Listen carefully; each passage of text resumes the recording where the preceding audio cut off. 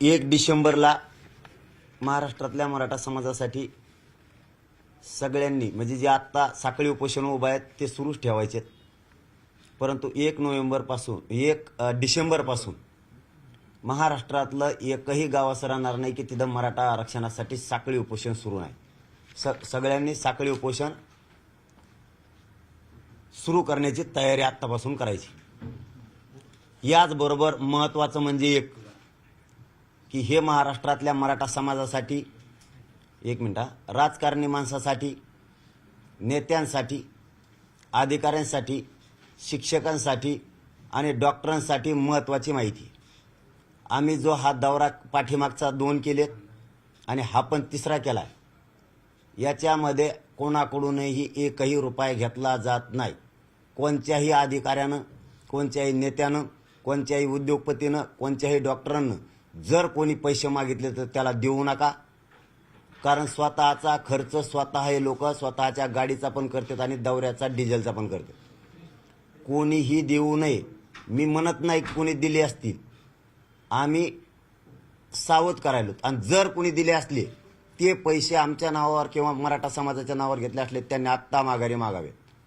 आम्ही कोणालाही सांगितलेलं नाही। कुठल्याही अधिकाऱ्याला जर कोणी म्हणलं की पाटील नाहीच म्हणत असतेत, ते तसंच असतं लागतेत, तर त्या अधिकाऱ्याने गुप्त सुद्धा आम्हाला नाव सांगावं।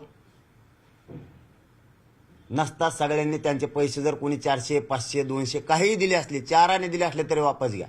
ह्यो मराठा समाजाने सामान्य लोकांनी लढा उभा केलेला आहे। ही पैसे कमावण्यासाठी आंदोलन नाही, हे गोरगरीब मराठ्यांना न्याय देण्यासाठी। ही महत्वाची एक सूचना आहे महाराष्ट्रातल्या सगळ्या लोकांना, नेत्यांपासून सगळे बोललो मी, सामान्य मराठ्यांपर्यंत सुद्धा बोललो।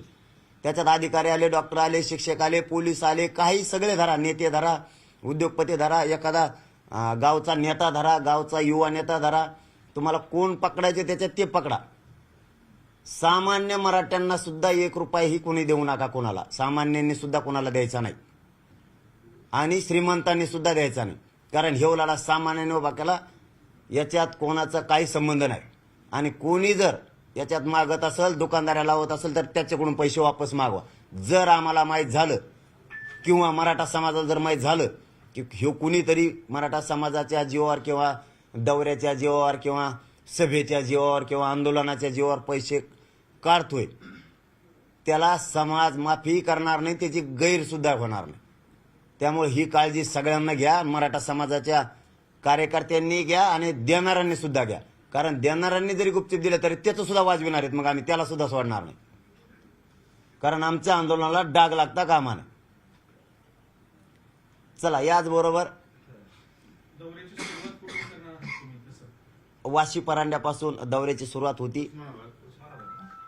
होती, परंतु शुभारंभ कोल्हापूरच्या राजश्री छत्रपती शाहू महाराजांच्या स्मारकापासून आम्ही याचा शुभारंभ करतोय। पण जाताना चाललोत म्हणून तिथून घेत गावं चाललोत, पण या 3ऱ्या टप्प्यातल्या दौऱ्याचा शाहू महाराजांच्या चरणी अभिवादन करून हा राज्यभर दौरा सुरू होणार आहे। शेवगावमध्ये होईल, नगर आणि बीडच्या जिल्ह्याच्या बाउंड्रीवर बोदेगाव। हो,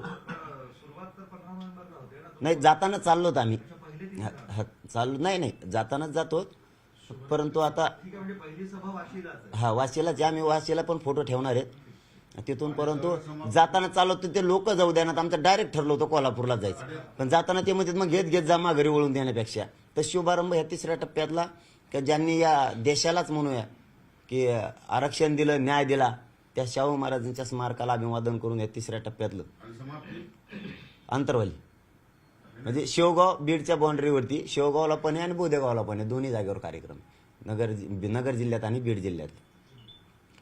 यासाठी 15 तारखेपासून दौरा सुरू होतोय।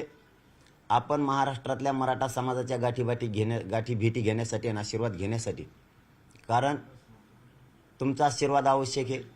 याचबरोबर 1 मिनिटात, याचबरोबर दौरा जी सुरू केलाय की 24 डिसेंबर ही जवळ येते, आपल्याला सगळ्याला जागरूक राहायचंय। सगळ्या मराठा समाजानं शांततेत आंदोलनं करायची आहेत. याचबरोबर आरक्षणाचे पत्र मिळायला लागले. जसं की आपण 29 ऑगस्टला सांगितलं होतं, आरक्षण घेतल्याशिवाय माघार नाही, घेऊन दाखवू. पत्र वाटप सुरू झालेत. मराठा समाजाला आता पत्र वाटप सुरू होत असताना मराठा समाजानं आनंदित थोडंसं व्हायला पाहिजे. कोणी आत्महत्या नाही करायला पाहिजे. मला हे विशेष सांगायचं आहे की आता जर आरक्षणाची सुरुवात झाली, आता आत्महत्या तुम्ही का करताय? आता कोणीही आत्महत्या करू नका. 24 डिसेंबरसाठी तुमची सगळ्यांची आवश्यकता आहे. सगळे खांद्याला खांदा लावून मराठे पाहिजेत. मराठा समाजाला शेवटचं आव्हान आहे माझं आता की ही 24 तारीख म्हणजे मराठ्यांच्या जीवनातला एक प्रकाश आहे. ताकदीनं घराघरातल्या सगळ्या माणसानं ताकदीने एकजूट राहा. आणखीन एकी वाढा. 5 ते 6 कोटी मराठ्यांना एकत्रित लढा लढवायचा आहे आणि हे जिंकवायचं आहे शांततेत. त्यासाठी एकानं एकमेकाला फोन करा, एकानं एकमेकाला भेटल्यावरती सावध करा, एकमेकाला जागरूक करा आणि मराठा आरक्षणाच्या बाबतची राज्यातली 24 डिसेंबरची सगळ्यात मोठी एकी आपली असली पाहिजे. एकजूट करून ठेवा. वेळेवरती आपल्याला आरक्षण 100% मिळणार आहे. जर त्यांनी मागं पुढं केलं तर आपल्याला सज्ज राहायचं आहे. आपली सुद्धा कसोटी आहे. आपल्या लेकरांबाळांसाठी सगळ्या क्षेत्रातले, शैक्षणिक क्षेत्रातले, शेतकरी, सगळ्या मराठा बांधव जेवढ्या जेवढ्या क्षेत्रात मराठा समाज आहे त्या सगळ्या क्षेत्रातल्या श्रीमंतापासून गरिबांपर्यंत सगळ्यांनी एकजूट करा आणि सावध राहा. मतभेद होऊ देऊ नका. कोणी मतभेद करायचा प्रयत्न केला त्याला हात जोडून मत सांगा. मतभेद करू नको. धन्यवाद. आरक्षणावर बोलताना मुख्यमंत्र्यांच्या आरक्षणावर बोलताना एक विधान असं होतं की मराठ्यांना सरसकट कुणबी प्रमाणपत्र ही अफवा आहे. नाही, त्याच्यावर 24ला बोलू. नाही, मुख्यमंत्री काल रात्री असं म्हणाले. त्याच्यावर तुमचं काय म्हणणं आहे? 24ला सांगू त्याच्यावर म्हणून. डिसेंबर सरसकट हा जो विषय आहे त्याच्याकडे त्या सरकार आणि तुमच्यामध्ये काय नेमकं सरसकटवर बोलणं झालंय? काय विषय काय बोलणं झालंय सगळं तुमच्या समोर झालेलं आहे. त्यामुळे 24ला सांगू. तुमच्या समोर सगळं झालेलं आहे, मीडिया समोर काय झालं. त्यामुळे आज त्याच्यावर नाही बोलायचं आम्हाला. कुणबी जे प्रमाणपत्र दिले जात आहेत ते पेनाने लिहून दिले जात आहेत, अशा पद्धतीचं आरोप शेंडगेंनी केलेला आहे.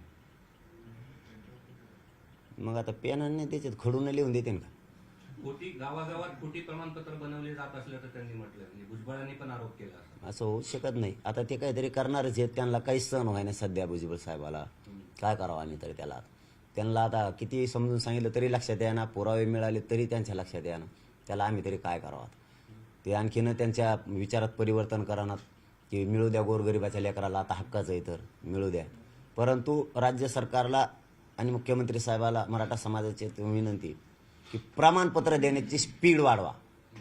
ही आमची विशेष करून विनंती आहे. स्पीड वाढवा. नोंदी मिळाल्या त्यांच्या पटापट परिवारासह सगळ्यांना देण्याची प्रक्रिया ताकदीनं राबवा. शेंडगे असं म्हणाले की जे सध्या शाळांमध्ये पेनानं कुणबी लिहायचा असा कार्यक्रम सुरू आहे. शाळेमध्ये जे जुने दाखले त्याच्यावरती पेनाने लिहिलं चालेल. मग त्याच्यावर थोडंच देते आरक्षण. त्याच्यावर नाही ना देत. मग तर मी लिहिन उद्या त्याला खोडून माझ्या याच्यावर. पूर्वीच्या वंशावळी आणि पुरावे बघून येत आता किती जळाले आणि काही कारण शोधून आणले तरी ओबीसीमध्ये आम्ही आहोत.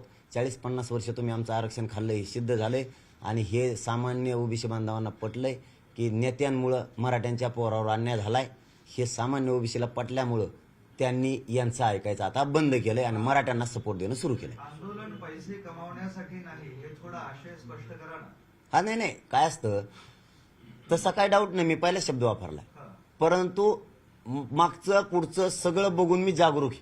म्हणजे काहीतरी अफवा आला. नाही मी सांगितलं. मी स्पष्ट नाव घेतलं असतं लगेच त्याचं. कोण आहे त्याचं? पाटील, तुम्ही पहिल्यांदाही आम्हाला केलं एवढ्या सगळ्या आंदोलनामध्ये. मी करणारच होतो. मी याला करणार होतो आपल्या अंतरवली गेल्याच्या नंतर दौरा सुरू होताना. कारण मागचं पुढचं मी लक्षात घेतलंय. मी काय 50 वर्षाचं सुद्धा लक्षात घेतलेलं आहे. आंदोलन कसे झालेत, काय झालेत. याच्यानंतर परत असं लक्षात घेतलेलं आहे की कोणाचं मोठं आहे, कसं आहे, बारीक आहे, का कसं गेलं, काय यशस्वी झालं, याचा सगळा अभ्यास करून छत्रपती शिवाजी महाराजांच्या स्वराज्याचा विचार मी या आंदोलनाला जोडलेला आहे. गनिमे कावसे एकच मिनिट हे जोडलेलं आहे. त्याच्यामुळं हे आंदोलन मराठ्यांचं यशस्वी होतंय. आणि याच्यात माझे एक लक्षात आलं की मावळे छत्रपती शिवाजी महाराजांबरोबर पिळदार होते, खेड्यापाड्यातले होते, कट्टर होते. आणि हेच मावळ्यांनी यशस्वी केलं. मोठ्या श्रीमंत वाड्यावाल्यांनी यशस्वी नाही केलं. म्हणून आमच्यात याच्यात आंदोलन सुद्धा सामान्य उतरलेलं आहे. मी सावध काय केलं त्या प्रश्नाचं एका मिनिटात उत्तर देतो की कोणी या नावाखाली समाज बदनाम होऊ नये. माझा समाजाचा कार्यक्रम आहे, मराठ्याचा कार्यक्रम आहे, द्या कोणी पैसे देता का, कोणी 500 द्या, कोणी 1000 द्या, गाड्याला डिझेलच लागतं किंवा सभेला पैसेच लागतात किंवा मोर्चाला पैसेच लागतात. मनोज जरांगे पाटील सध्या पत्रकारांशी बोलतायत. एकूणच पत्रकारांकडून जे काही प्रश्न विचारले जात आहेत यासोबतच वेळ झाली या बुलेटिनमध्ये आत्ता इथेच थांबण्याची. मात्र सगळ्या ताज्या बातम्यांच्या अपडेट्ससाठी तुम्ही पाहत राहा न्यूज 18 लोकमत.